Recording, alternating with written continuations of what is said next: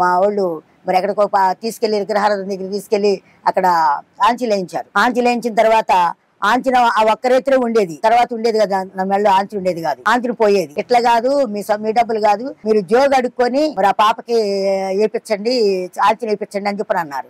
వాళ్ళు జోగు అడిగి తీసుకొచ్చి నాకు ఆంచిన వేయించారు. ఎంత బానే ఉంది కానండి, మీరు చిన్నప్పటి నుంచి సాయిబులే కదా, మరి మీ సాయిబులు సమాధుల దగ్గర ఉంటాయి కదా, మీ సమాధులు ఉంటాయి కదా, మీదంటే మీది కాదులేండి, మీ వాళ్ళు పూజించే సమాధులు కూడా ఉంటాయిగా, వాటిని దర్గాలు అంటారు.